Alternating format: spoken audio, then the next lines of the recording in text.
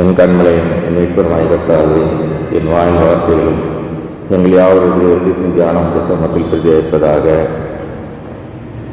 நீதிமொழிகள் 12ஆம் அதிகாரம் 25ஆம் வசனத்தை ஒரு முறை கூட வாசிப்போம். நீதிமொழிகள்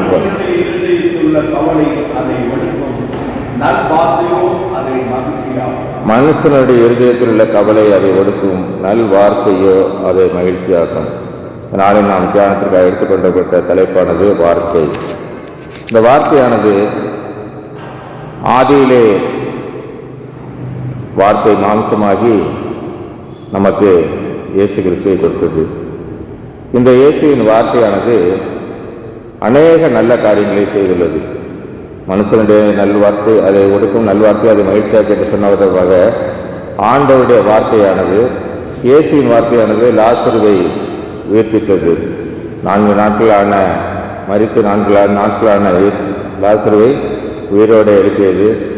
குருடனின் பார்வையடை செய்தது. பர்த்திமை குருடனை பார்த்து, நீ என்ன, உனக்கு என்ன வேண்டும் என்று கேட்டபொழுது என் பார்வையடை என்று சொன்ன உடனே அவனை பார்வையடை செய்து வைத்தார்.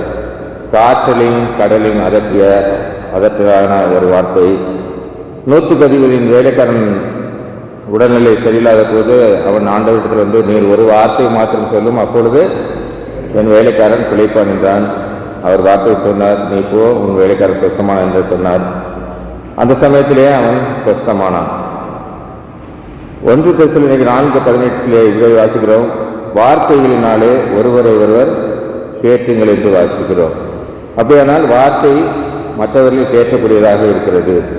எபேசியர் 4:29 வாசிப்போம். எபேசியர் 4:29.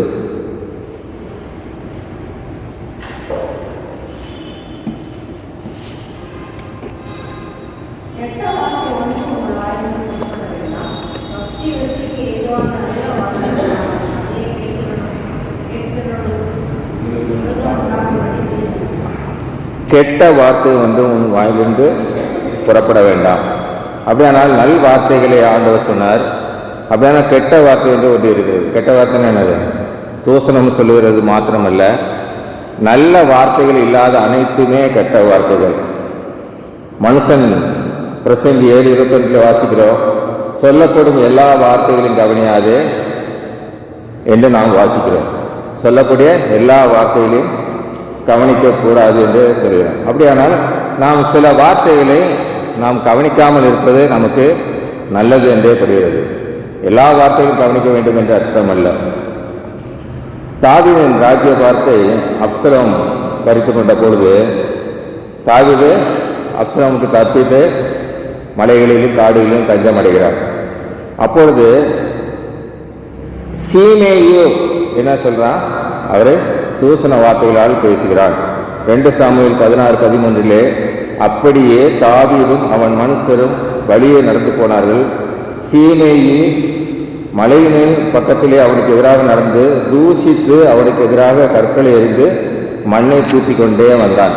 இந்த சீமேயு தாவீதை பார்த்து, தாவீது ஒரு ராஜா, ஆனால் இப்பொழுது ராஜ்யபாரம் இல்லாத பொழுது அவனை தூஷிக்க தொடங்கினான். அவன் மீது கற்களை எறிய தொடங்கினான்.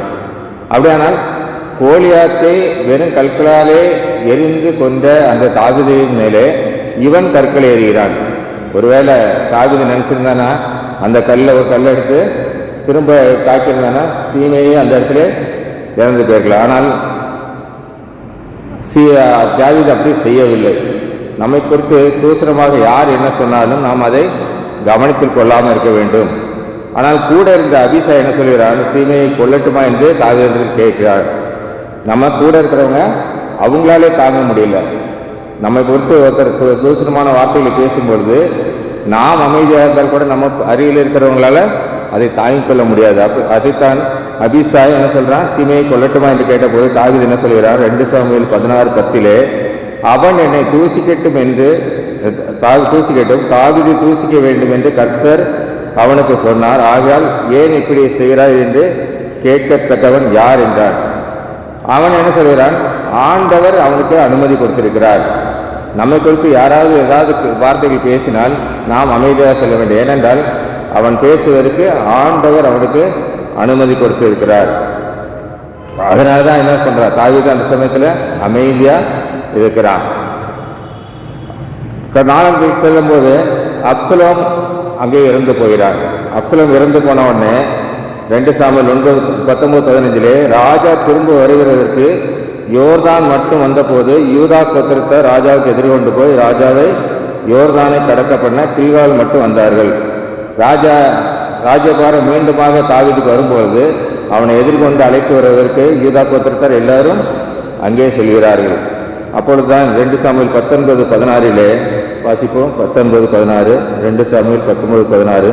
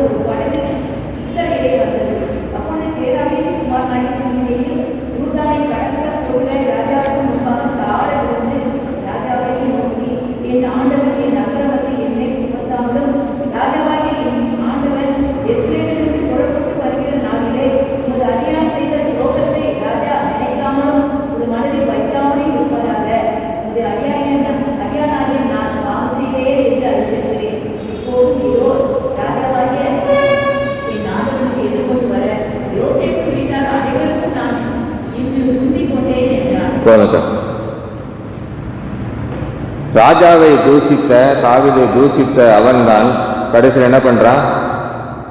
எதிர்கொண்டு வந்து அவரை அழைத்து செல்ல வருகிறான். யூதா கோத்திரத்துக்கு முன்னால நான் முதலாவதாக வந்தேன் என்று அந்த சொல்கிறான். மாத்திரமல்ல, ராஜாவிடத்தில் மன்னிப்பு கேட்கிறான். கால விழுந்து என்னை மன்னியும் என்று சொல்கிறான்.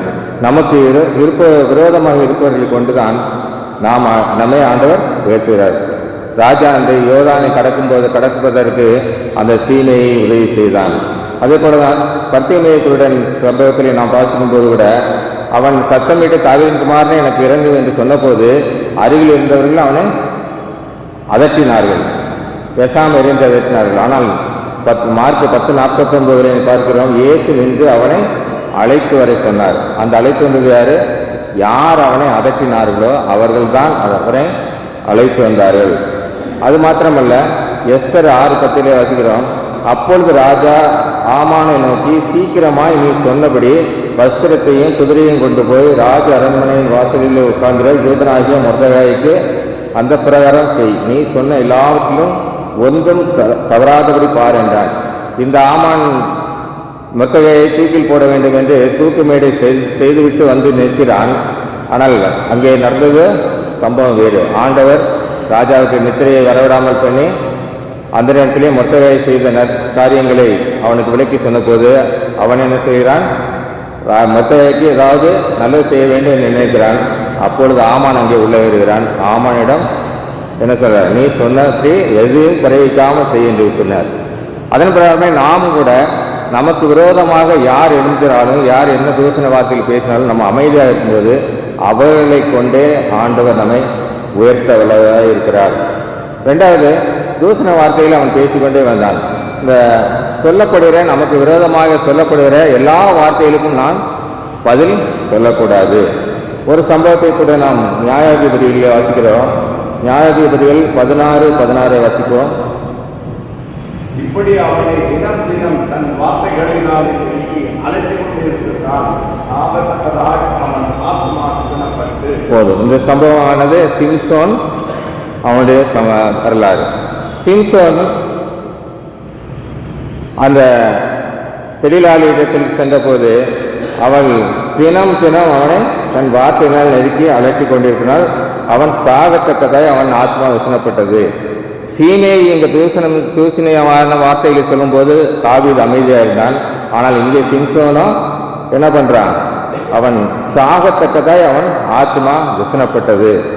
அதனால் சிம்சோனுக்கு அங்கே ஒரு சலிப்பு ஏற்பட்டது. தினம் நம்மளை தொந்தரவு பண்ணுறாங்களே அப்படின்னு அவனுக்கு மனது சஞ்சலப்பட்டது. ஆனால் தொழிலாளருக்கும் சலிப்பு ஏற்படவில்லை.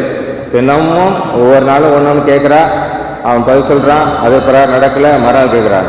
பொதுவாக பெண்களுக்கு ஒரு காரியத்தை கொடுத்து வீட்டில் பேச ஆரம்பிச்சாங்கன்னா அவங்களுக்கு சலிப்பே வராது. நமக்கு தான் சலிப்பு அதிகமாகும். காலையில் ஆரம்பித்தாங்கன்னா சாயங்காலம் வரைக்கும் அதை சொல்லிகிட்டே இருப்பாங்க. இது நான் இதை கேட்டேன், இது வாங்கி தரல, இது செஞ்சேன் வாங்கி தரல, அது பண்ணேன் இது வாங்கி தரல. ஆனால் அந்த சமயத்தில் நாம் என்ன பண்ணணும்? அமைதியாக இருக்க வேண்டும். தெளிவாக தொந்தரவு செய்தனால அவன் என்ன பண்ணுறான்? தன்னுடைய பரம ரகசியத்தை அவளிடமே சொல்லிவிடுகிறான். சிம்சோன் என்ன பண்ணுறான்? என் தலையில் சவரங்கத்தி இதுவரை படவில்லை, எப்பொழுது என் தலையில் சவரங்கத்தி படுகிறதோ அப்பொழுது நான் மற்ற மனுஷரை போலாவேன் என்று அங்கே அவன் சொல்லிவிடுகிறான். இந்த சொல்லப்பட்ட வார்த்தைகளுக்கு அவன் பதில் கூறிவிட்டான். தொந்தரவு தாங்க முடியாதனால அவன் பதில் கூறிவிட்டான். இதனால் ஏற்பட்ட விளைவு என்ன? நியாயாதிபதிகள் 16:21 வாசிப்போம்.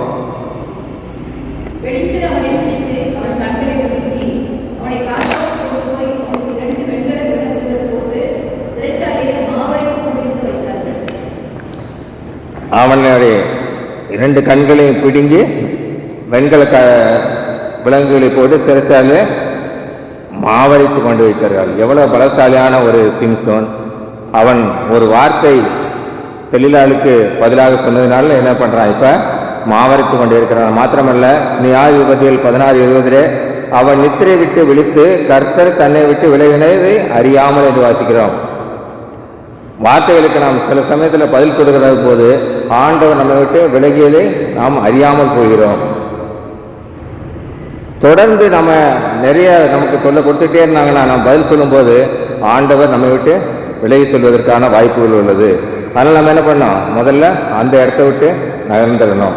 இப்போ ஒருத்தரை பற்றி ஒருத்தர் நம்மகிட்ட சொல்லிகிட்டே இருக்காங்கன்னா அதை ஆமா போட கேட்காம, சப்போஸ் நம்ம ஆமான்னு சொல்லி ஏதாவது நம்ம வாயிலிருந்து ஒரு வார்த்தை வந்துச்சுன்னா என்ன ஆகும்? அதை கொண்டு போய் அவங்க அங்கே போய் சொல்லிடுவாங்க.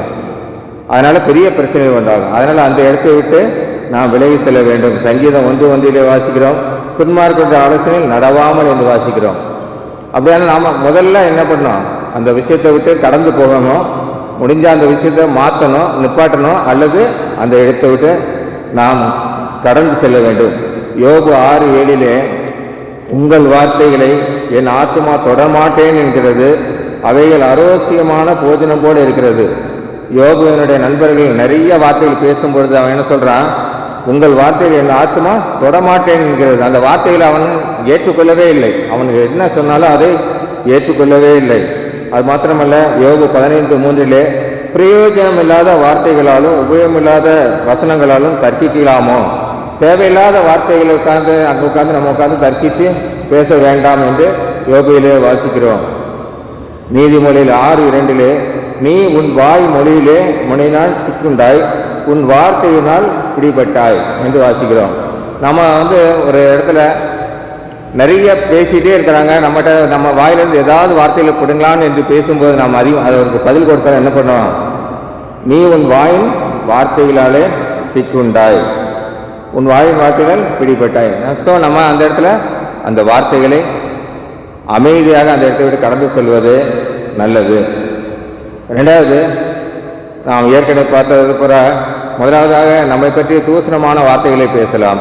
ரெண்டாவது, அதுக்கு நாம் பதில் கொடுத்தால் இப்படிப்பட்ட கேடுகள் நமக்கு உண்டாகும். மூன்றாவதாக, என்ன செஞ்சாலும் குறை சொல்லக்கூடிய வார்த்தைகள் இருக்கிறது. நாம் என்ன செஞ்சாலும் குறை சொல்கிறதுக்குன்னு ஒரு கூட்டம் இருப்பாங்க. அவங்க சொல்கிற குறையெல்லாம் நம்ம காதில் வாங்கினோன்னா நம்ம அந்த செயலை செய்து முடிக்கவே முடியாது.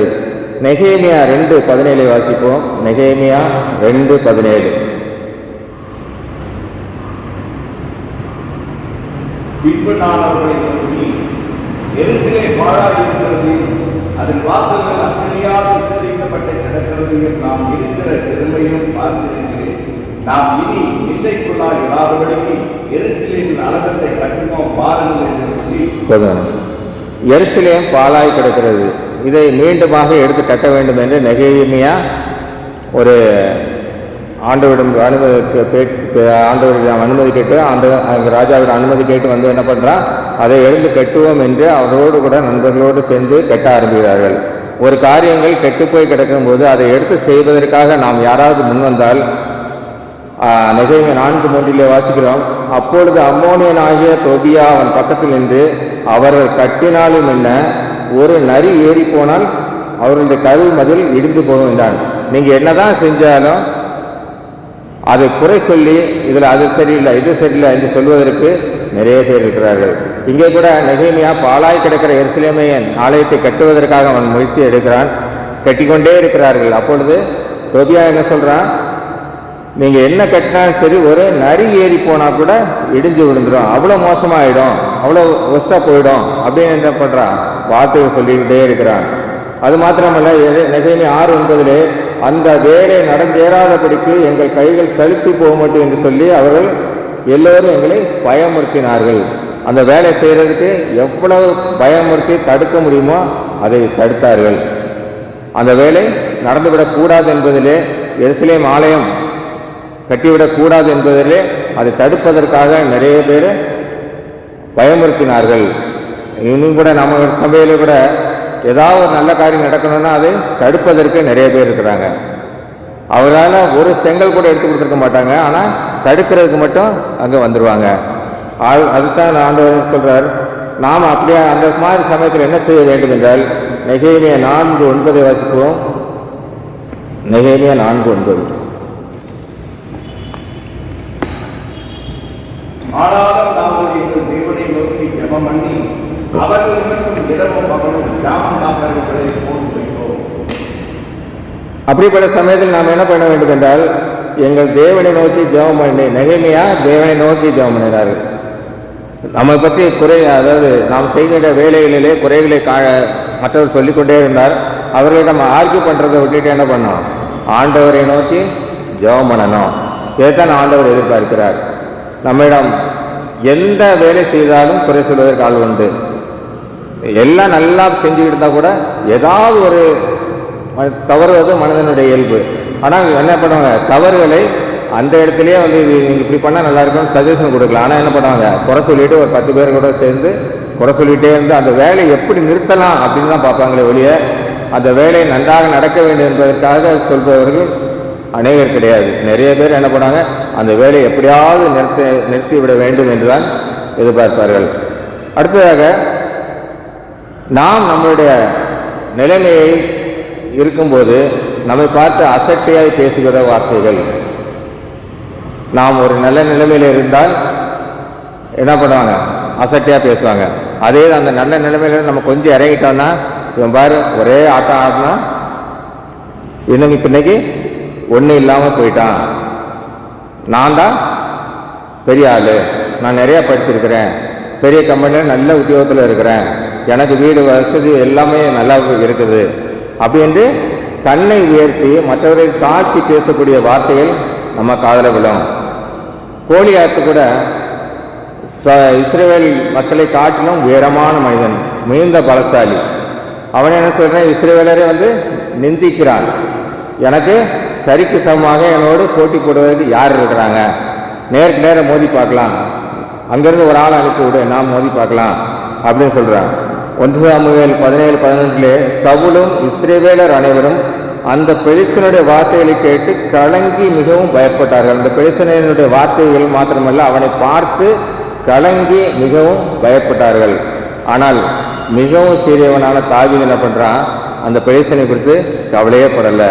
அவன் எவ்வளவு பெரிய ஆளா இருந்தான், நான் செய்கிற வேலை நான் செய்வேன்.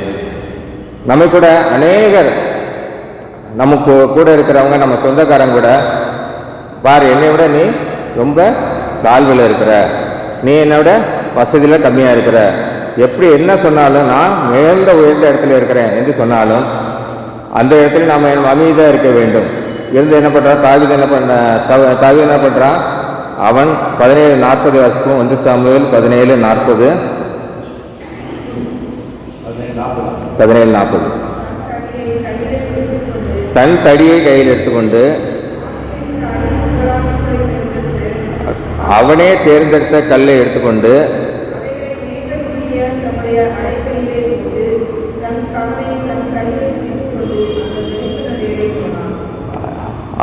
இதுல தாவீது என்ன பண்றான், அவன் தன் தடியை எடுத்துக்கொண்டான், தானே ஆற்றிலிருந்து சேகரித்த கூழாங்கல்லை எடுத்துக்கொண்டான், மாத்திரமல்ல தன் கவனை எடுத்துக்கொண்டான்.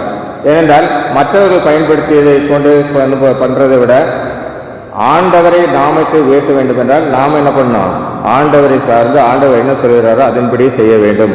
அவன் தன் தடி எடுத்துக்கொண்டான். ஒருவேளை அவன் சவுல் கொடுத்த போர் தலவாரங்கள் எல்லாத்தையும் எடுத்துகிட்டு போயிருந்தானா அதனால தான் வெற்றி கிடைத்தது என்று எல்லாரும் சொல்லுவாங்க. ஒருவேளை சவுலோட வாளை எடுத்துகிட்டு போயிருந்தானா எந்த வாழ் தான் அவனுக்கு வெற்றியை கொடுத்தது என்று சொல்லியிருப்பார்கள். அங்கே ஆண்டவருடைய நாமம் மகிமைப்பட்டிருக்காது. அதுதான் கர்த்தரின் செயல் என்பது. நம்ம என்ன குலத்தில் இருக்கிறோம், நம்ம கிட்ட என்ன வசதி இருக்குது, அதை வச்சு நம்ம என்ன பண்ணோம், வாழ கற்றுக்கொள்ள வேண்டும். யார் என்னை தாழ்த்தி பேசினாலும் நம்ம நம்மகிட்ட இருக்கிறத வச்சு வாழ கற்றுக்கொள்ள வேண்டும். மற்றவங்க நம்ம பற்றி நிறைய குறை சொல்கிறாங்கன்றதுக்காக நம்ம வீடு வாங்குறது, கார் எல்லாமே லோன் போட்டு வாங்கினோன்னா பிரச்சனையில் மாற்றுறது யார், நம்ம தான். ஸோ அதனால் அசட்டையான வார்த்தைகள் நம்மை பற்றி யார் என்ன சொன்னாலும் எல்லாவற்றையிலும் விட்டு நம்ம விலக வேண்டும். ஆண்டவர் இதைத்தான் நம்மிடம் எதிர்பார்க்கிறார். இயேசு சொன்ன நல் வார்த்தைகள் நிறையா இருந்தாலும் இப்படிப்பட்ட குறை சொல்லக்கூடிய வார்த்தைகள், தூசணமான வார்த்தைகள், அசட்டையான வார்த்தைகள் பதிலுக்கு பதில் நம்ம சொல்லாமல் இருந்தோன்னா கர்த்தர் நம்மை மீண்டுமாக உயர்த்துவார். இந்த நாளிலும் கூட கர்த்தர் தாமே இந்த வார்த்தைகளை ஆசீர்வதிப்பாராக. ஆமென்.